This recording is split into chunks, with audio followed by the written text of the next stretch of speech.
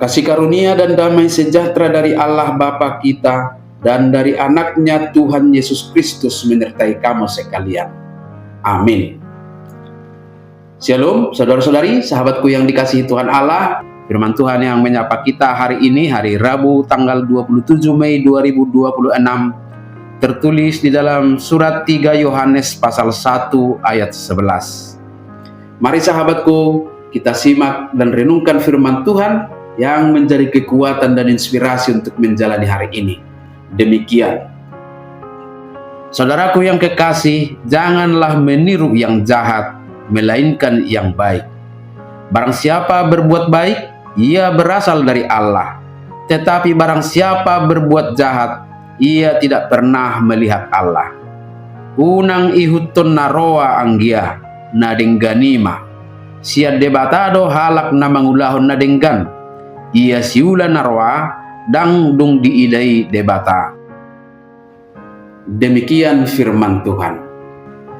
Saudara-saudari, sahabat renungan harian yang dikasihi Tuhan Allah, boleh kita katakan bahwa kita semua adalah makhluk peniru.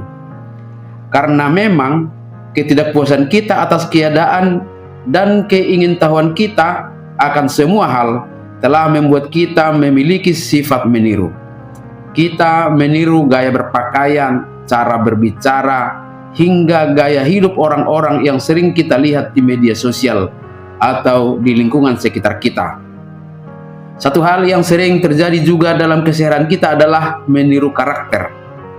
Lalu bagaimana kita dapat mengendalikan setiap keinginan kita supaya tidak salah meniru, sehingga tidak mengakibatkan kita kehilangan identitas kita sebagai yang berasal dari Allah. Sahabatku, di tengah fenomena krisis keteladanan saat ini, firman Tuhan mengarahkan kita supaya hati-hati dengan apa dan siapa yang kita tiru. Saat Yohanes menulis surat ini, jemaat sedang menghadapi krisis keteladanan. Ada seorang pemimpin bernama Diotrefes yang egois, ingin menjadi yang terkemuka, suka mengada-ada, dan menolak melayani orang lain. Terhadap karakter dan sikap Diotrefes inilah Rasul Yohanes berkata, jangan meniru yang jahat. Namun di sisi lain ada Demetrius, seorang yang hidupnya dipenuhi kesaksian yang baik dan kebenaran. Di antara dua pilihan ekstrim inilah Yohanes mengingatkan kita untuk tidak salah memilih teladan hidup.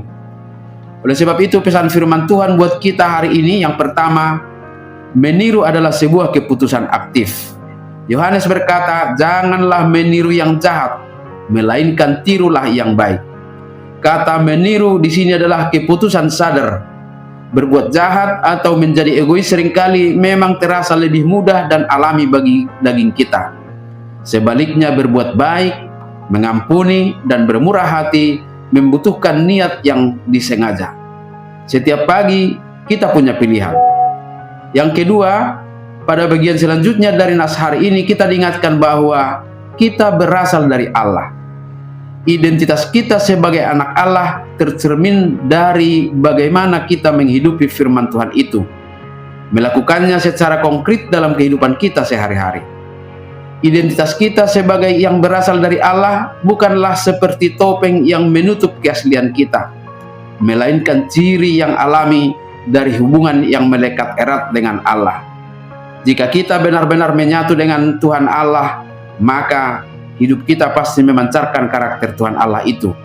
Kita adalah imitasio Kristi, maka kita harus meneladani Kristus supaya kita dapat menghasilkan buah-buah yang baik dalam hidup kita, sebagaimana Kristus telah meneladankannya.